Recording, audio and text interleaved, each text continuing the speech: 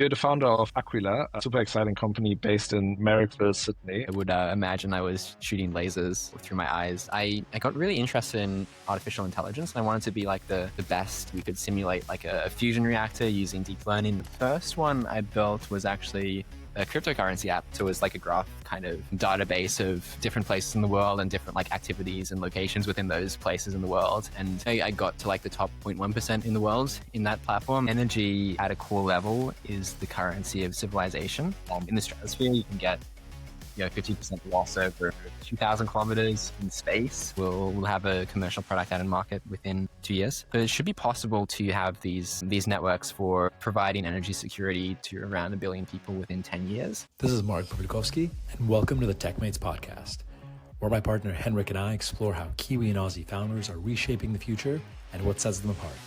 Henrik and I have been part of successful companies in Silicon Valley and Europe, and now bring that expertise to partner with entrepreneurs in Australasia. By sharing the personal stories of successful Kiwi and Aussie founders and how they got here, we hope to inspire you to dream big. This is TechMates, bringing an outsider's perspective to the stories of those daring to disrupt down under. Let's dive in. Billy, thank you so much for joining us on TechMates. Pleasure to be here. Great. So you're the founder of Aquila, a super exciting company based in Marrickville, Sydney, one of my favorite areas in Sydney.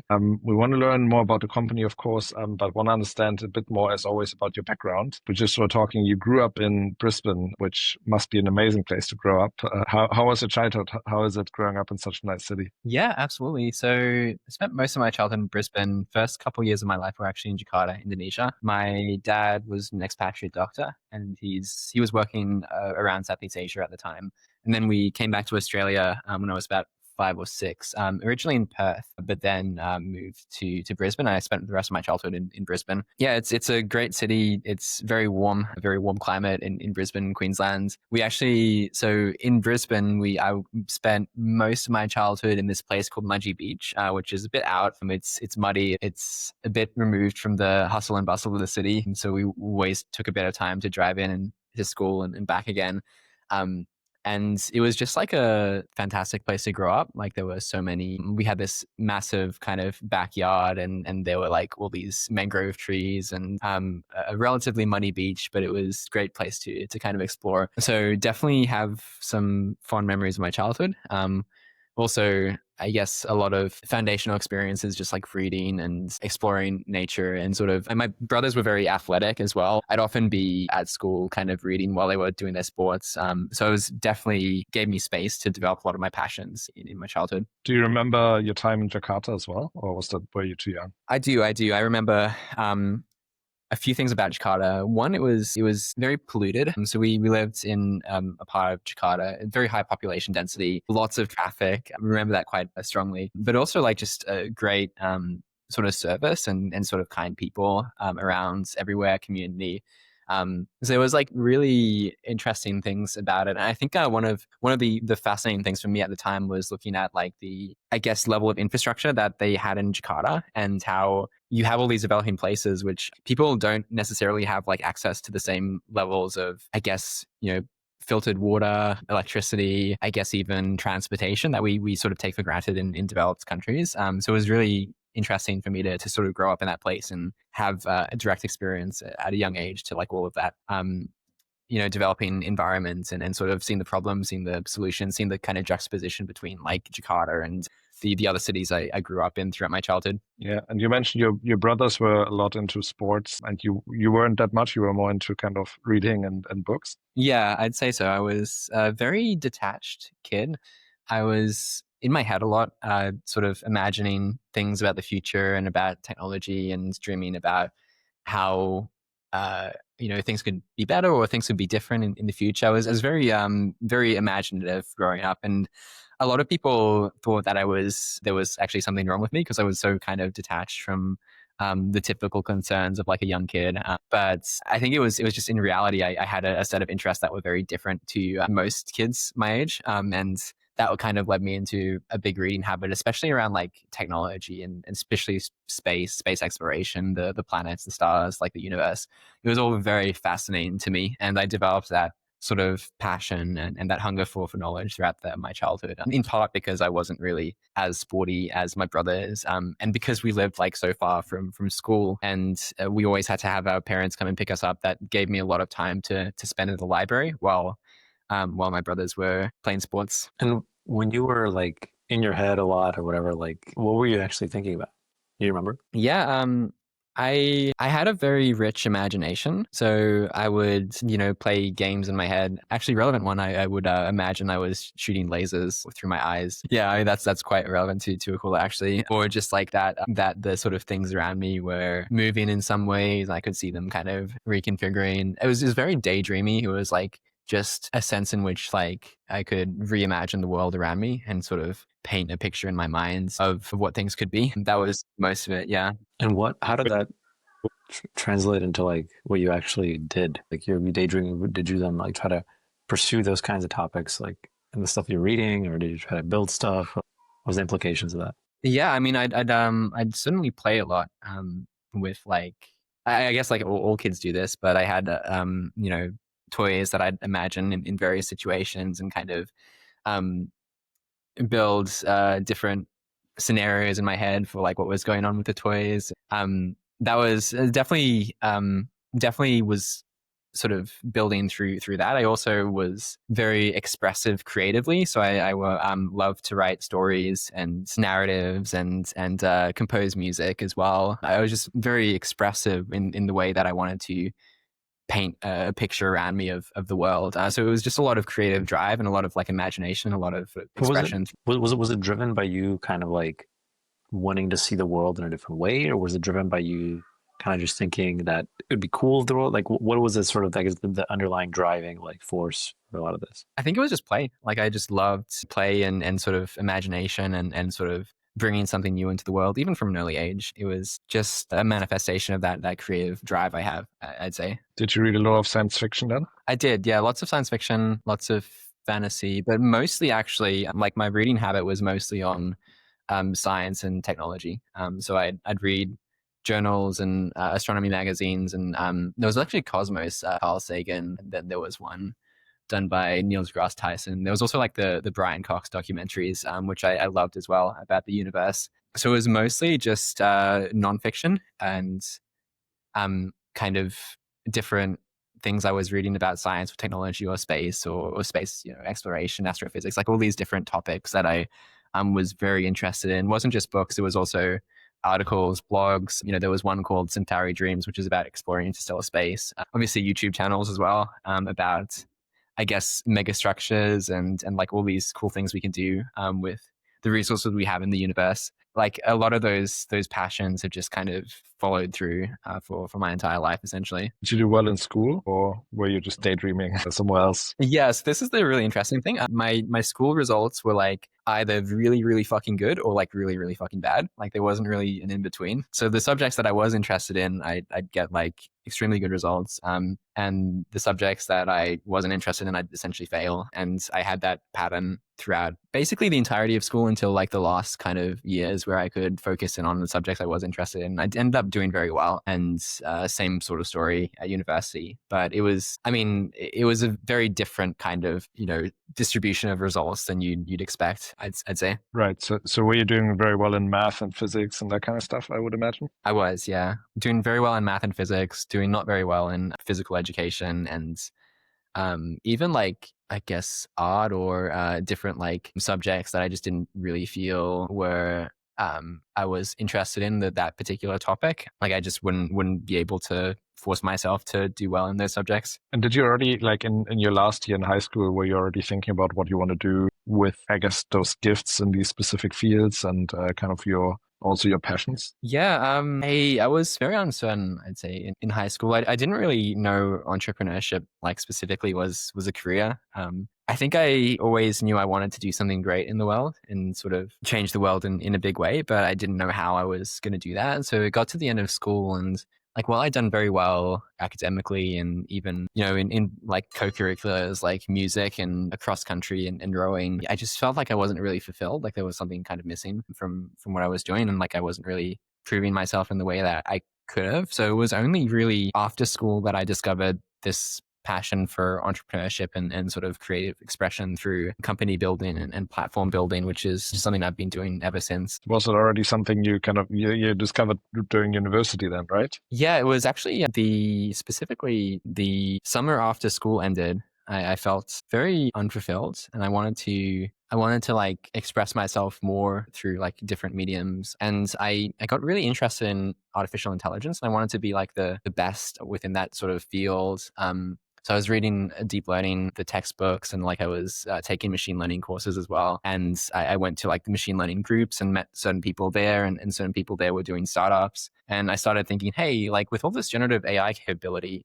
so this was like 2019 for reference. Like there's so many possibilities that are going to be unlocked, and like image generation and like writing stories and like maybe even like simulating different environments. Like maybe we could simulate like a fusion reactor using deep learning and use like deep reinforcement learning to like control the instability in such a reactor. Like I was thinking about all these different things and kind of implementing different projects around AI. And that was kind of my lead into entrepreneurship, because I realized that through doing these projects, you could essentially, build companies around them. And that's what I started doing, I guess, after that summer. That's cool. So what was your first kind of company, or what did you start building? Yeah. So the first one I built was actually a cryptocurrency app of all things. And I realized that there was this one at the time called Nano, which was able to transact in like a second anywhere in the world. So there was extremely fast transaction capability. And I built a platform to use that as essentially an international medium of currency conversion.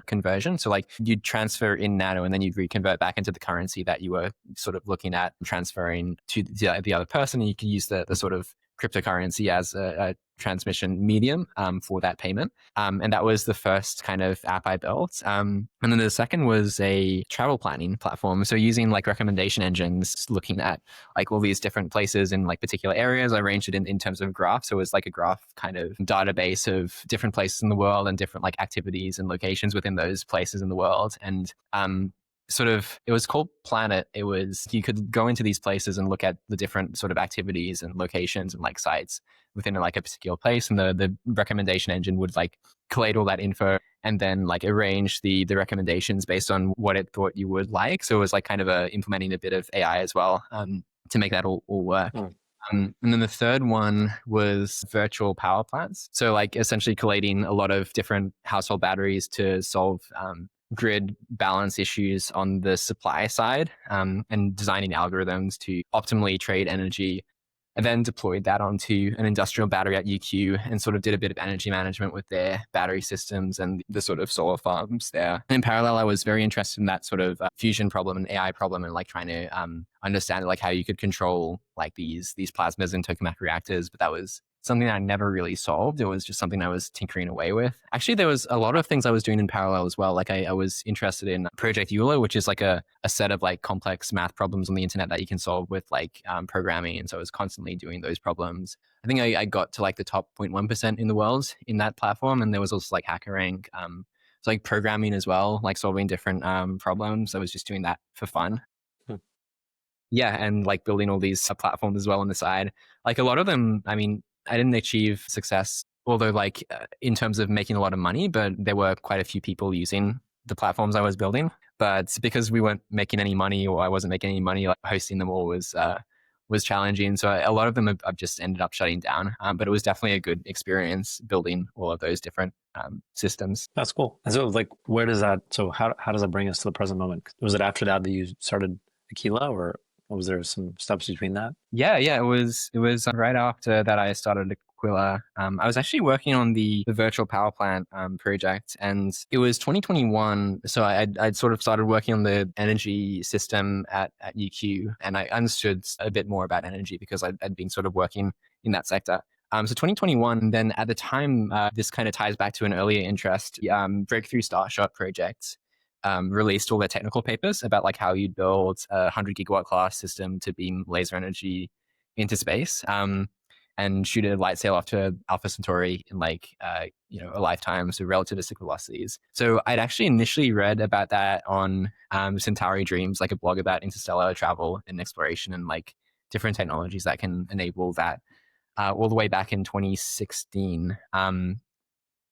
And the thing that was interesting to me at the time was they said, look, this is a huge scale of power delivery optically. However, it is possible because these systems are getting like twice as powerful and halving in cost every like 18 to 20 months. So like you project that forward and we should be able to build this system very cheaply. Technical papers came out in 2021 and they projected a cost of like $10 billion for a 100 gigawatt class laser system. And yeah, I just like figured, look, these exponential trends are going to really empower the exploration of space, obviously through Breakthrough Starshot, because we're going to be able to build like these massive scale light propulsion systems. And that was really interesting to me. But because I'd also worked in the energy sector, I was like, hang on a second, if you can do this for $10 billion and like beam hundreds of gigawatts over, thousands or tens of thousands of kilometers, then, that's the scale of power which like you can power an entire country. And our current grid systems, you're talking about tens of trillions of dollars of infrastructure costs to do that, right? So like there's an opportunity here to make energy distribution itself like 100x better, faster, and cheaper. What is light propulsion? So light propulsion is like a method of, I guess, accelerating a spacecraft. So with Breakthrough Starshot, it's essentially like you have a light sail and you shine a lot of really powerful light laser onto it, essentially. And the light sail reflects the laser back. Now, the interesting thing is that light has momentum. So in that process of reflecting light back, you actually transfer momentum from the light to the light sail. And it's actually the fastest and best method to accelerate craft up to relativistic velocity, because as you accelerate faster and faster, the amount of energy you're imparting through light is like greater and greater. Whereas like with the rocket equation, it's actually the opposite, where like it's very difficult to accelerate past a certain point with like conventional propulsion. So light has momentum. And when you're beaming like hundreds of gigawatts of light at a light sail and it's reflecting all of that momentum back, you actually gain a lot of acceleration. And you can sort of... What is hundreds of gigawatts like, just so I understand like what I mean? Yeah, so hundreds of gigawatts is 100 billion watts. I think, so for reference, a toaster is about a kilowatt. So you can think of it as like 100 million toasters all on at once. It's difficult to comprehend the scale, but it's like a lot of energy. And it's a lot of optical, so electromagnetic energy that you're projecting over distance. And that was really a key insight behind Aquila, is like, you can actually do this at scale. Like if you can do it at scale, what else could it be used for? How could you build up the infrastructure that would sort of empower these types of deployments at scale? And how exactly does that work? So like you're beaming light. Okay, so I get it. So momentum is what, like, is it mass times acceleration or something? Momentum is mass times velocity. Velocity? Yeah. With light, it's actually a little different because light doesn't have mass. Right. So light momentum is defined in terms of, I think, so the energy of light is essentially HF, which is the Planck's constant and the frequency of light. Essentially what you are, so pH on sort of lambda is the kind of photon momentum. And essentially like when light hits, for example, an electron, the electron gains amount of kinetic energy. So there is energy exchange, therefore there must be momentum exchanged, even though the light doesn't actually have any mass. So that light, that whatever, tens of gigawatts of energy was beamed at you. Like you as like the person. How would you feel that? What would that feel like? Yeah, you'd be dead. Would it just burn you, or what does that mean? Yeah, it's hundreds of gigawatts is just an incredible amount of energy. I think it's like, so again, it's like the equivalent of powering an entire country, right? So if you imagine the electrical grid, you can think of like the electrical grid as like several nuclear bombs worth of energy flowing through like this incredibly like massive contraption, like one of the biggest and most dramatic machines that humanity has ever built, and sort of finding its way to like every, end effector within that network that is like some sort of device or some sort of sensor or some sort of actuator, like, but the grid's all kind of powering that entire system. And like in aggregate, there's like nuclear bombs worth of energy flowing through it. So like energy that is just inherently destructive. If you have that much energy shining on you, you're sort of, you're not in a good place. I see. Okay. So like it would burn you or something. It would incinerate you. Is that? Yeah, pretty much. What happened? Okay. And so how does a light sail avoid getting incinerated by this energy? So the basic answer is that it reflects 99.9999 whatever percent of that energy. So like the amount of energy it's actually absorbing is very, very small. Okay. But then I guess how does it get the momentum transferred to it? Like what? Yeah. Is it what Yeah. is it made? Is it like basically a mirror? Yeah, essentially. So it's reflecting all that light back. And if you say, look, the photon has energy, the photon has momentum, then if the photon reflects off, then like the photon has changed its momentum. So that by the conservation of momentum, that has to be imparted on the light sail, which means the light sail has to accelerate in response to that energy being beamed at it. And you can do that from a distance remotely. You can do it over a very large distance. So like over that period of time, you can accelerate the light sail up to relativistic velocities, which is where Breakthrough Starshot was kind of proposing that we really use this method at scale to accelerate light sails up to relativistic velocities. And like that, because space is like so big, that's the only method that enables you to really reach those relativistic velocities. I see. So, but okay, so if you got this light, or like, just go back to my example, it shines on you, is going to kill you, is going to incinerate you. But if you put a mirror in front of you, you'll be fine? Pretty much, yeah. If the mirror is very, very reflective, that is. And will the mirror move? I mean, it will. It'll receive momentum from the light, so it will definitely move. It depends on the mass of the mirror as to how much it moves, but yeah, it's definitely going to get accelerated. This effect is very small. It's counterintuitive. Not many people really realize it's even there, but if you do it at massive scale, it's the most effective way of really accelerating to velocities required to explore the galaxy. This is sort of maybe a tangent, but how does a mirror work? What is it about like a mirror that just makes it not get incinerated, but you get incinerated? Yeah. So this is a really good question, and actually like a somewhat difficult question to answer. So a mirror is essentially like an interface in the electromagnetic field. So like every system, like if you think of light propagating through space or through like a medium, there's like a sort of response that the medium has to that light. So if light's say propagating through air or water, water's a good example because like light will be slowed down. And what's actually happening is light's going through the medium, and it's kind of imparting energy on the electrons, and the electrons are then sort of vibrating, and that's actually because the electromagnetic field is like essentially an interrelationship between like vibration of electromagnetic charges and sort of magnetic kind of looping around those charges, and light itself is like kind of a manifestation of that. So it's sort of a co-propagating set of like electric and magnetic fields that sort of enable the light to sort of propagate over distance.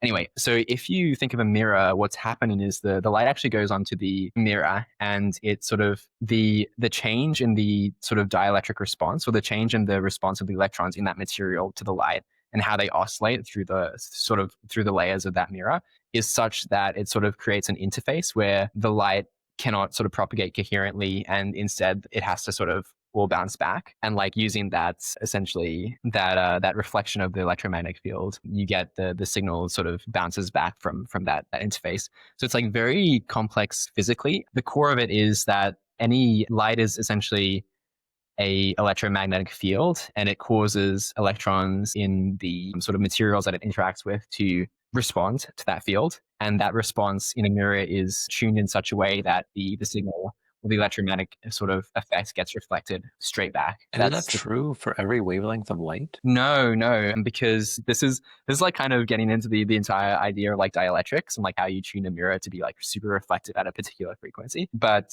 essentially like a mirror is only ever going to be reflective within a particular frequency range, because like within a particular frequency range, the response of the electrons in the material is such that it can actually reflect that signal back. And like outside of that range, it's just like it doesn't have the right sort of mix of I guess, response to the electromagnetic field and like dielectric factors to actually be able to enable the reflection of that signal.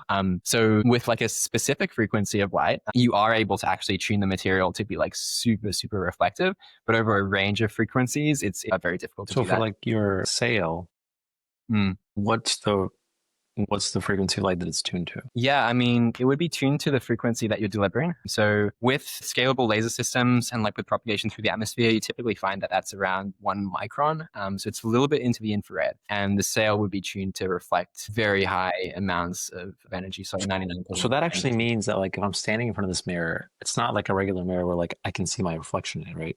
Because it's not reflecting visible light? No, I mean, probably not. It's probably only reflecting the, if it's still a dielectric, then it's only going to be reflecting that very narrow frequency band. Interesting. So there are mirrors that are like, so when we say mirror, like we just assume the thing that you look at in the bathroom. But like that's just a mirror that's tuned to like visible light. But you're saying there's mirrors that are tuned to like infrared or whatever. ultraviolet, right? That we don't see. Yeah. In fact, like you can actually create essentially a radio mirror. Like all you need to do is, so with light, what's happening is like the little atoms are acting as vibrators and like I guess oscillators, and they're causing the reflection of the signal. With radio light, because the wavelength is so long, you can actually do that with like physical kind of pieces of metal. So like if you have a bunch of balls together, a bunch of like balls together, like metal balls, then you can really like reflect radio light through those balls. Because like they kind of act as these atoms, but with like optical light, it's happening on a much smaller scale. Interesting. Okay, and how does that apply to so your insight was you were looking at like the sci-fi things, how do you power spacecraft for long distances very fast in space? You sort of realize, okay, like lasers are the most efficient way to deliver that energy to get to like that really, really fast velocity. Okay, you have that insight, then you're like, okay, but actually, why don't we do that? Constantly, whatever, $10 billion, why don't we do that on Earth, right? And then what from there? Yeah. This is another great question. So the insight itself was... And feel free to share. You can share your screen if you want. I mean, like if you want to show stuff, that's easier. Okay, you sure? Okay, yeah, I'll allow this. Yeah, I've got a series of insights around engineering and product here. The specific insight, so if you look at the Breakthrough Startup project, was that the laser systems themselves, so like the fiber amplifiers, were doubling in power and halving in cost every 18 to 20 months. And you sort of project that forward like a decade or so, and like it becomes very easy to create very high scale systems for beaming power optically through these types of amplifier systems. Now, if you actually do the first principles analysis on like what's the floor price, what you find is that the floor price of optical power systems is like essentially 1 cent per watt, which is 100x cheaper on a per watt basis for transmission than solar is for generation. So insight number one is the underlying technologies, photonics and photovoltaics, follow Moore's law like exponentials for power density and cost per watt. There's actually specifically a 30 to 40% learning rate, which is beyond solar's, which is around 24%.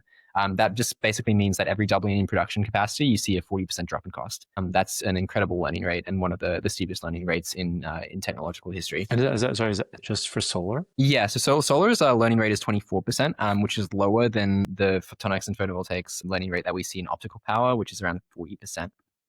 What is a learning rate? A learning rate is the rate at which technology decreases in cost for every doubling in production capacity. Understood. Yeah, that's right.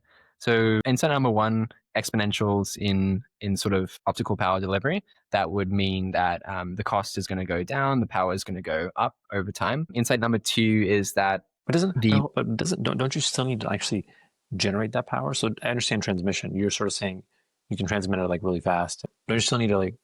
Isn't it still bottlenecked at the generation stage? Yeah, I mean, so this is like a very interesting point, and I think this is one of the insights behind Aquila, which is that from a generation perspective, there's thousands of times, actually about 10,000 times more renewable energy in the world than we as a civilization use. So what we're saying is, look, there is enough energy capacity out there, and like generators will be built to capture that energy. But the question is, like, how do you actually get that energy in the right quantities to the right places at the right times? And that's where the transmission problem comes in. So that's what we're focused on. And currently, transmission is the bottleneck. Transmission is very costly, very expensive, and we're developing a new platform, a new energy form factor that can solve that transmission problem. I see. So like examples are like putting solar panels in a desert, but then like you need to beam it to get to a city, right? Something like that. Exactly. Yeah. Isn't it also a storage problem? I mean, you can either transmit it or you can store it to kind of get to it once you need it, right? Yeah. I think of this as like space shifting versus time shifting energy. And the current consensus is that we'll be able to time shift energy, renewable energy, to like address our energy needs. Personally, I believe that first off, there's like a sort of bottleneck right now in sort of energy density per kilogram. So actually enabling the electrification of sectors such as aerospace and like heavy transportation, heavy industry is still going to be very, very difficult with our current solutions. And B, like from a materials perspective, and from like sort of, some places have more energy than others, like the real solution is actually going to be space shifting rather than time shifting, sort of to empower full global renewable energy access. But that's not the consensus thesis right now. The consensus thesis, batteries are going to solve everything. Why do you think it's space shifting instead of time shifting? Yeah. So my basic thesis is that the core problem is energy accessibility, and that the only way you solve energy accessibility is by being able to seamlessly shift energy from wherever it is to wherever it's needed. So even in a world of energy abundance, which to an extent we already live in that world because we have 10,000 times renewable energy in the world than we use as a civilization. Like if you can't solve energy access, then you're still going to be bottlenecked by like how much you can electrify the world. So the core problem is actually energy access. There's always going to be enough energy somewhere, but it's like, how do you actually get that energy to the right places in the right quantities at the right time is really the problem we're trying to solve here. Right. Yeah. So maybe I can dumb that down a little bit. So to like put it in really easy language. So what you're basically saying is there's enough energy in the world to basically get to some sort of energy abundance through solar, for example. At the moment, the problem is that we can't store it really. So we can't kind of put it on batteries and shift it to wherever it's needed. So your insight and your thesis is that we'll get to, or we'll have a methodology to basically shift that energy somewhere else through, for example, your technology, rather than putting it on batteries, shipping it to wherever it's needed. Pretty much, yeah, pretty much. I mean, using light as a medium, the electromagnetic field just makes so much sense. I mean, the core limitation up until Aquila was that there was no real pathway to deploy these systems in the market, both from a technology perspective, operations, regulatory perspective. So what we realized is, first off, like the technology is here. The technology has recently become possible. And sort of B, like the regulations are also now here. So like by designing a network which is essentially shielded, where like you can control, so if something's, for example, coming into the beam, that's obviously dangerous, but if you can sense that and reroute or shut off quick enough so that the exposure to the energy is safe, then like that's fine from like a unrestricted market deployment perspective. So like you look at all these exponentials, you look at how the sort of technology is evolving, like it's all possible. Like the problem is like, how do we operate that? How do we deploy and scale networks? And that's really where Aquila is investing a lot of our I guess resources. What is the fundamental sort of like, I guess, contrarian insight that where you think it's actually like, you're going to solve this through transmission instead of through storage? Yeah. So the contrarian insight, I would say, is that energy at a core level is the currency of civilization. And just like how we have to shift currency around, we can't just store currency. Like we also have to have mediums for transmission, even if like we live in a world of currency abundance. Like the same applies for energy. So like there needs to be obviously the bank account, but then it needs to be also the global infrastructure for shifting the money around. And that's like what Lightway represents. But I mean, people argue you can have the batteries and hydrogen and whatever other like. I mean, people are using solar to generate all kinds of like natural gas and jet fuel and other things, like just in random places. There's a bunch of startups doing stuff like that.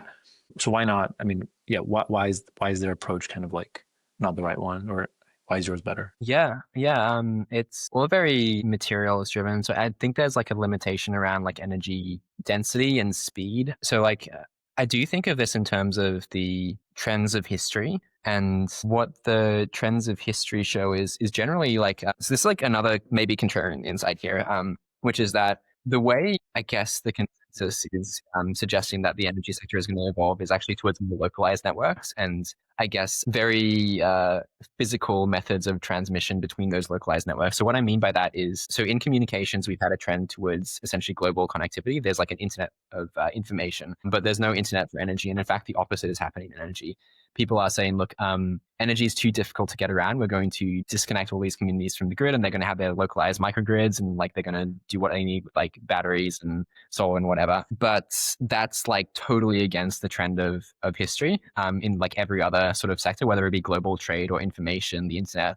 Like the trend of history is like more interconnection, more globalization, and like that's not happening in energy. And like what that suggests to me is, obviously, if you've got a force of nature and a force of history like towards interconnection and that's not happening, then there's some problem with the solutions that would enable that to happen. I think currently it's like because they're physical, so like oil is very difficult to get around. You need to ship it for weeks. The same applies to like any type of physical infrastructure. So if you wanted to shift energy around with batteries, like first off, there's like a weight limitation, like a watts per kilogram issue. With light and with Lightway, there is 0 cost per kilometer and speed of light sort of transmission of energy. So like you move from a world where energy is like essentially in the Stone Age to a world where energy is like digital and feels like the internet. And that's like kind of a very core difference with the way it's currently done. Interesting.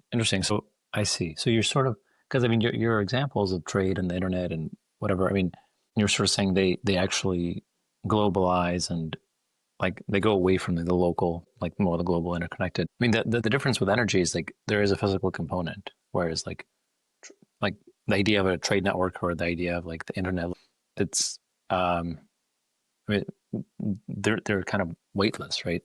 They don't really have like the capex involved with building out. So I guess what you're saying is you can sort of get there with energy by removing the capex and like making it be. Don't you still need to have some kind of capex to transmit the light? Yeah. This is a really fascinating question. So the current capex for energy is considered like if on a transmission basis on a cost per kilometer. So like with the HVDC, for example, high voltage DC, it's currently the way that we get a lot of electricity over long distances. That costs about $1 million per kilometer. So that's the capex that you're talking about. With energy networks of light, the core kind of thesis behind Aquila is that, hey, look, the only capex you're expending is like the material cost to actually transmit that power optically. And the floor price for that is like 1 per watt.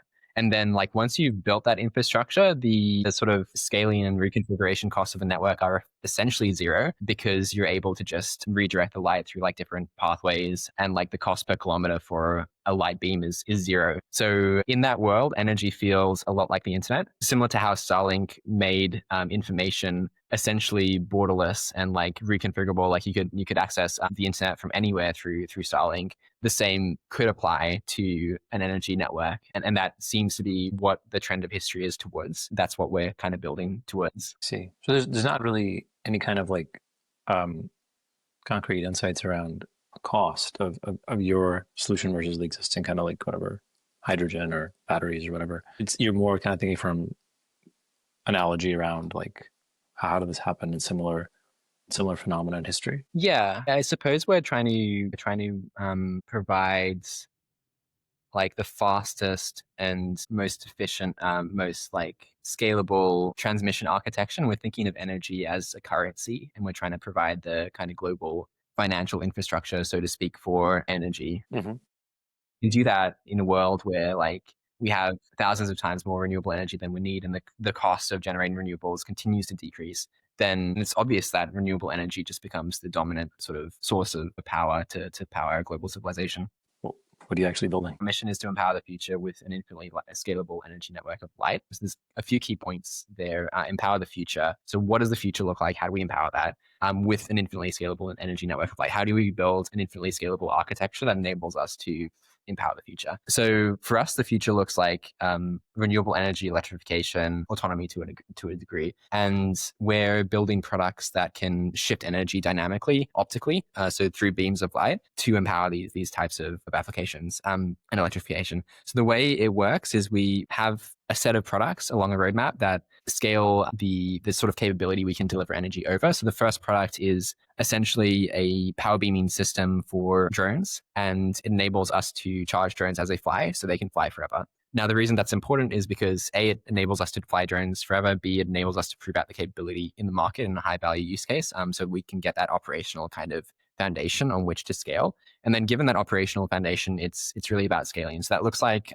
putting transmitters together. So the scaling strategy in general is similar to like what you see with a GPU in a data center, where like you put a bunch of GPUs together and you have more power. So we want to have the same thing for like optical energy transmitters, where we can just put a bunch together and then scale the power delivery effectively infinitely. And once we can fly the drones forever or aerospace solutions forever, we can use them as relays. So we can essentially have mirrors that can redirect the light over large distances through the stratosphere or through space. And we can reconfigure those mirrors. We can redirect it through like this mesh network of relays so that we can get energy from wherever it is on the ground to wherever it needs to be. And yeah, I mean, that's the core of it. Billy, wait, so did I understand correctly that you are beaming power to drones, and the drones presumably use some of that power to stay afloat, and then they redirect that energy to other drones, which are relays, which then like beam energy wherever you need it to go? Exactly. That's the idea. So we can do that through drone networks. We can also do that through satellites. So one of the ideas is by like being able to beam power to drones and higher fast electric aircraft and eventually to satellites. And we're building up this technological capability to shift energy around dynamically, optically. Given that capability, we can use these drones as relay systems to shift energy around. Why drones? I was following you up until the transmission of power, and I was sort of envisioning you'd have like certain, I don't know, towers that would transmit the power and whatever. Why the drones? Like why? Because that seems like someone could take down a drone could fall. Surely a physical, tower just stands there and does that same function. Yeah, so one of the issues with optical power transfer, so from a physics standpoint, it's really good because the wavelength is small, so you can collimate an optical beam efficiently over a large distance with like a small aperture. So they're like essentially the larger your beam is, the further distance it can travel. And with optical power, that you sort of need meter class beams to travel several thousands of kilometers, which is the level of range you need to really do transmission at scale. Now, at sea level, the issue is that that frequency does interact with the atmosphere, so you do lose, around 50% over 20 kilometers. So if you do thousands of kilometers, it doesn't really work at sea level. In the stratosphere, you can get 50% loss over 2,000 kilometers. In space, you can get effectively zero loss over infinite distances. It's really about just choosing the medium. So I think of this as well in terms of like global trade. So the oceans are effectively a low friction medium on which we can undertake like a global trade network. So it's like a highway system for like scalable shipping across the planet. So the value of the oceans are essentially their properties of the medium rather than like anything within the oceans. And we can sort of think of like the aerospace environment as a similar, where like the aerospace environment, its properties as a medium enable zero loss or very low loss propagation of electromagnetic signals over large distances. So we're leveraging the properties of the kind of near space or space environment through drones and satellites as a medium through which we can relay energy very efficiently. So, but I don't understand. Is the reason you're using drones because you can move them up above sea level and then therefore have less loss? Is that exactly? I see. Interesting. How high would these drones need to go? The optimal location is probably within the realm of like 10 to 20 kilometers. So it's slightly above what you typically cruise at in a commercial airliner, which is good because we can have all these networks operating above like any other commercial activities. Wow. So these are, okay, so these are not like your quadricopter drones that you like go and like DJI take videos with or something. They're like legit aircraft that are meant to be like 20 kilometers in the Earth's atmosphere. Absolutely. Yeah. I mean, the first application for those drones is surveillance and sort of consistent ISR, what's called intelligence, surveillance, reconnaissance. But once you can have those drones flying forever, then you can also use them as platforms for these types of relay systems. Isn't Mark Rocket doing that with Kia Aerospace? Yeah, I mean, there are definitely people working on it with like very light aircraft and solar panels and stuff. And you can do certain types of surveillance applications with those platforms. They're limited in terms of like latitudes they can fly at because like some latitudes have lower amounts of solar. And they're also limited in terms of payload capacity because you've only got a fixed amount of solar to use up in the sort of stratosphere. So it's a very constrained environment. Whereas like if you've got wireless energy delivery from the ground, that's unbounded. So like you can have as much payload, as much capacity as you need, and you can have a wider range of, I guess, applications you can serve through those types of aerial platforms. Maybe we can go back to kind of when you first started the company. So you just like we discussed the insights, I guess, in detail. How did you go about like once you kind of had this realization? Like, what were the next steps to actually kind of build the company? How did you meet your co-founder? What were the first kind of few months like? Yeah, absolutely. After I had that insight of like photonics is getting really, really powerful and really, really cheap. B, it's sort of the scales that we're talking about with Breakthrough Starshot are similar to the scales at which you could, do power transmission at a level that could power entire countries. It was like, okay, this is theoretically possible, but like surely there's a reason why it can't work because otherwise, like surely other people would be working on it. So I was very skeptical initially. I had this intuition that we could turn this type of capability into a power transfer capability. I was just like doing a lot of research to understand like whether that was actually possible. And I expected it wasn't going to be because like otherwise people would be working on it. Turns out it was possible, and it had only recently really become possible because the receiver side technology had matured.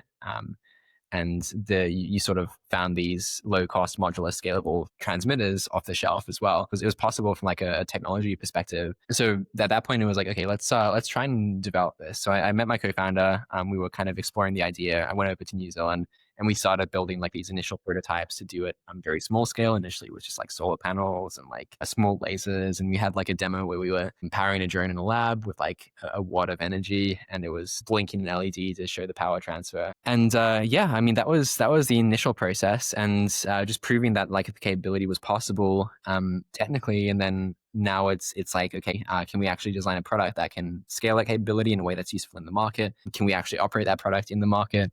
And that's the sorts of problems that we're solving now before we scale ability towards the end state vision. And why did you go to New Zealand to do this first prototype? Yeah, I mean, my co-founder was there. We had connections to Rocket Lab. Rocket Lab was actually working on laser thermal propulsion at the time. They had a bit of IP and insight around lasers, which we were able to get. We also got a small lab in Outset Ventures to start working on it. Yeah, it was just like it was a mix of factors that meant it was just easier for me to move to New Zealand than it was for my co-founder at the time to move to Australia. But we did find that, like, look, from a talent perspective, there's better photonics and photovoltaics talent in Sydney.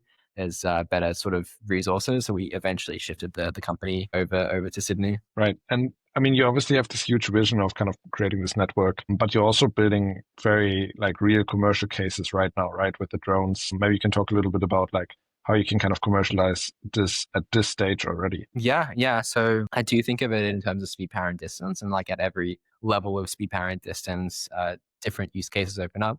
So right now we're at a level in which we can power small drones to fly forever. So sub 55 pound or 25 kilogram drones to power surveillance and reconnaissance kind of applications. How high up? So these drones are actually below navigable airspace, so about 400 foot. And the reason for that is because navigable airspace is regulated, whereas below that is not. So there's a clearer path to market for lower altitude as a starting point. So we found that the use cases we can empower within that kind of class are mostly around security. So base security, asset security, border security. If you have drones that can persistently provide coverage over a high value area, then you can monitor for any threats or incursions in these areas. So you're saying that you have a power source that's on the ground that's beaming light to, like, I don't know what, like a circle or something of drones that are like then like seeing all around the area. Is that kind of the idea? That's exactly it. Yeah. And those drones providing aerial surveillance and reconnaissance. And so that's kind of a product that you already have in market where you have clients that are interested in that. It's not a product we have in market yet, but we have a product coming into market, particularly in like the national security space. And there are certainly a lot of clients interested in that capability.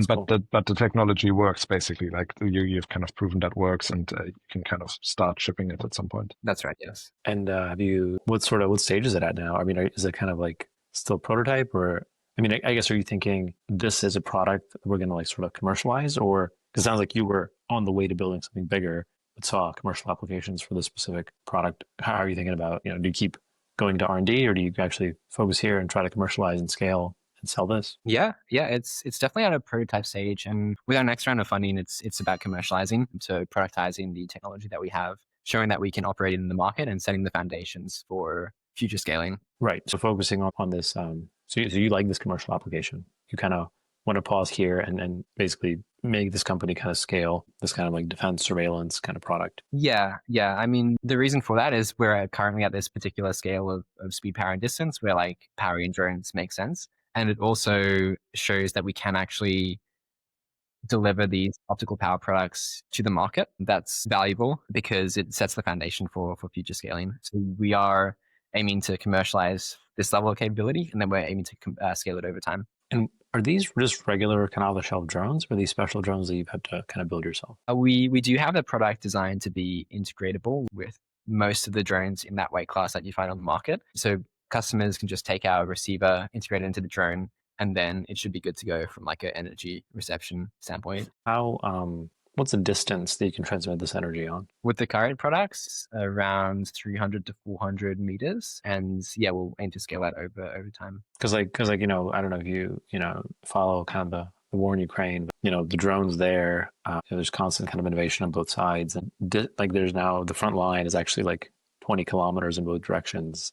of no man's land because you just have drones everywhere. You have electronic warfare, and then to get around that, you have these like drones that are actually literally just like connected via like a very tiny kind of fiber optic cable to avoid the electronic interference. And that's again like, yeah, you're getting into like, I think I don't remember exactly, but it says kilometers that we're talking about. So for those kinds of applications, it feels like the distance that you're transmitting power over is still fairly small, right? It is. You can provide mesh networking capabilities and I guess waypoint capabilities, so the drone can come back into range and charge and then continue its mission. And it can have like a bunch of waypoints that it can go across. It is a very, I guess, small distance currently. The reason for that is because it's mostly regulatory again. It's like, how do we solve the simplest regulatory operational problem first, that we can gain the operational foundation on which to scale. And it turns out that if you're talking line of sight, which is, around a couple hundred meters, then it's very simple to deploy these products into the market. Defense is like kind of interesting as well, because defense has a lot of exemptions and ways that you can kind of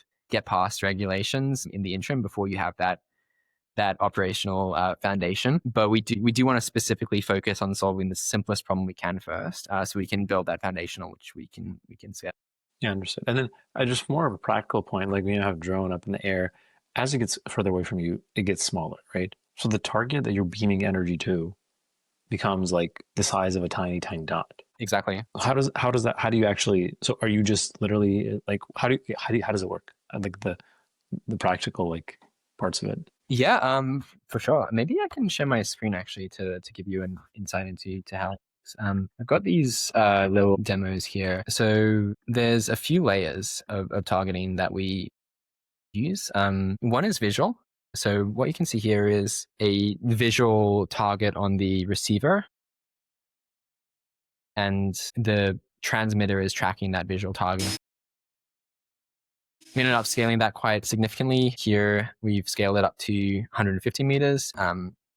Here's the mechanism in like detail. You can see it's essentially 3 LEDs that we're able to target, and that is able to scale to millimeter precision delivery over the likes of several hundred meters, even though the target is very small and difficult to see. And what are we watching right there? The last, maybe if you go to the last clip, like it was moving. Was that intended to sort of simulate a drone moving? And then yeah, exactly. So that simulates drone moving. This is the power beam right here, which is shining onto a prototype receiver, and that's tracking. I see. And is that, and there's some lenses. So it sounds like there's some lenses on the drone that take in the light and focus it. Is that right? No. So this is actually a specific prototype that we have built up for lab testing to test the precision of the transmission. So with the drone, it's just this little receiver right here, which sits on the drone and collects power. Interesting. So I guess one single little small beam of light is enough to get enough power into it. Yeah, I mean that's the cool thing about it, for sure. And what kind of timelines are we talking about? So this kind of drone use case seems to be kind of in the not so distant future, actually quite near future. But if you think about this network that you're building out, like how are you thinking about the timelines there? Yeah, so I think of it in terms of scaling speed, power, and distance. And the drone use cases, we're certainly at the level of capability required to power that use case now. And we'll have a commercial product out in market within 2 years. We've got the regulatory pathway, we've got the technical capability. It's just about sort of executing on that. The future use cases around optical energy networking. So first we need to scale the speed, power, and distance to a power higher, fast electric aircraft and scale towards that capability for stratospheric craft. And that's going to take a little bit of time, likely another 2 to 3 years. And then we need to use those craft to build some energy networks, which again, probably another 2 to 3 years. So it should be possible to have these networks for providing energy security to around 1 billion people within 10 years, and through these like persistent drone platforms that can act as relays and relay energy optically across a large operating area. And that's kind of what we're working towards. And scaling from there is just a continuous process. So I mean, on that point, right? How much faster would it be to charge a drone from the wall versus like charging with light? Because it is so much kind of slower rate of charging. Yeah, it depends on the energy level. So if you've got a high enough energy beam that's delivering enough power, then it's equivalent to the wall. depending on like the amount of power the wall's delivering. But I mean, yeah, it all depends on the energy level and the amount of energy that the drone can sort of receive. Yeah, it's all dependent on these things. And for your commercial application, like the first commercial applications, like what would the delta be there? Yeah, I mean, for the first commercial applications, we're more focused on just persistent surveillance so that we're able to match the power draw of the drone and have it, I guess, consistently surveilling a particular area. And for, future use cases, we can scale that power and probably match the charge rate of wired solutions. But definitely in the first instance, it's got a series of advantages and a set of disadvantages compared to traditional solutions. But the advantages are sufficient that we can really, I guess, make it work. Yeah. I've seen this. I don't know if you saw this. The UK was showing, and this is on the drone warfare side, but like the UK had demonstrated they have a drone interception system that they could strike a quarter-sized area over, I don't know, maybe a kilometer, like up in the air, using like just a laser, and sort of like the idea was this how you like sort of intercept drones. Is that kind of like the future? I think. Like you basically think of Star Wars and like they got these like laser guns and whatever. Like is that the future, or what would you say is kind of like, what can we look forward to over the next sort of couple of decades? Yeah, I mean, I think it is. I think that, my thinking has always been that if you've got a sector and a technology, which lasers are such a technology, where like you see exponential improvements at a similar rate to Moore's law, then like assuming that continues for a long time, like it is going to broadly transform the world. So I think lasers are totally the future, and that lasers, even in the past couple of decades, we've seen them go from communications devices or networks or fiber optics to LiDAR sensing to like machining to like industrial processes now. There's just more and more places where you find lasers, and that trend is going to continue into the future. So yeah, like at a high level, I totally think lasers are the future of basically any sector, or at least they represent a much bigger part of the future of any sector than they currently do. Why have they been increasing at such an exponential rate? Yeah, I mean, I guess like that's a really big question. It's similar to like the question of like why have microprocessors been improving at an exponential rate? And the answer is always that there's just a lot of, I guess, industry and incentive for people to work really hard on solving really hard problems to scale these technologies. But is it because things that you can do without lasers, done with lasers, empower certain next outcomes? And that's why people then have an incentive to go and build more efficient lasers? Yeah, exactly. So you can think of, let's say like metal machining, right? So currently you see more and more lasers deployed to machine metal as part of manufacturing processes, where like a laser focuses down on a point and sort of, now the real, I think, interesting thing about lasers is that once you have lasers deployed for an application, then the cost of operation is basically just the cost of energy, because like the only material or the only, I guess, capability you need to perform whatever you're doing is light. So like in a defense context, instead of like sending $1 million missile, you're just sending a beam of light, which, whose cost is like essentially just the cost of electricity that goes into sending that beam. Right. So that applies to like any sector. So you're moving away from like actually having to deploy expensive materials to perform a function to just basically digitalizing it and sort of having the only constraint being the cost of energy. And that's like an incredible capability across like any sector, really. Right. That's interesting. What sectors do you think will be the first to get, whether it's disrupted or, altered because with laser capabilities? Yeah, I mean, in the context of what we're doing, I think it's small scale electrification, autonomy, so robotics, drones, robotics. That could be industrials, that could be obviously defense and kind of persistent surveillance. But essentially, it's going to follow a very similar arc to like Wi-Fi, where the first place you see Wi-Fi being deployed is a place where like a Ethernet cable doesn't really work.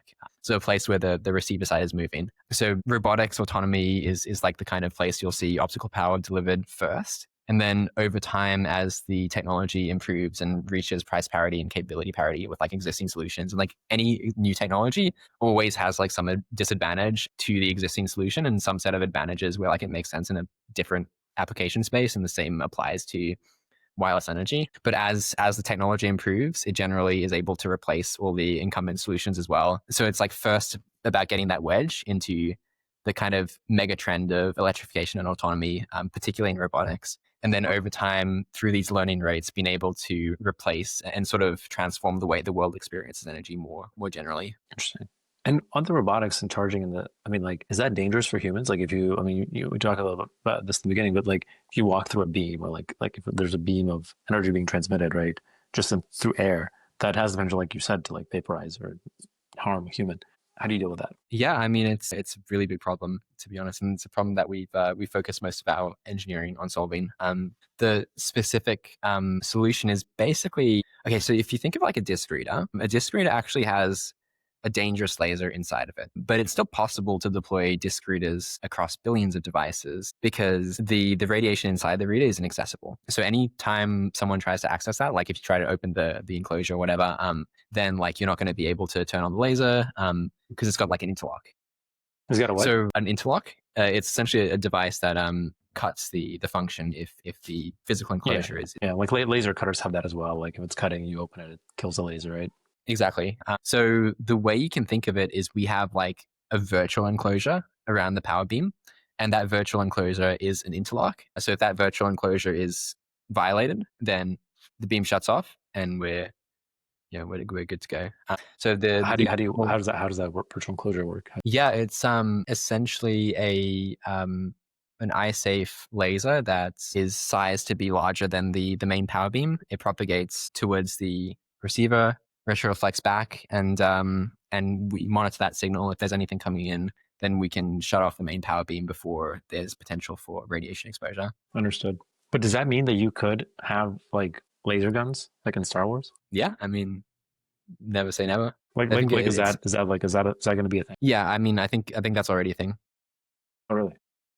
Yeah, I mean, that's not specifically what Aquila does. We do power transfer, but definitely see lasers, Star Wars lasers transforming warfare as well for destructive kind of use cases. Well, because I mean, to your point, right? Like if you don't need bullets anymore, only thing you need is energy. That presumably takes out a huge, like, and then you just need to charge your gun, right? You just charge your gun, then. But is that where like defense tech is going? Yeah, I think so. I mean, especially with the trend towards more mass production and low cost attritable assets, like we also need low cost kind of weaponization and lasers. As you said, it's just the cost of energy. So I think that is where defense is heading. Interesting. Maybe one final question. If you have any questions, but I have one more question. How did you come up with the name Aquila?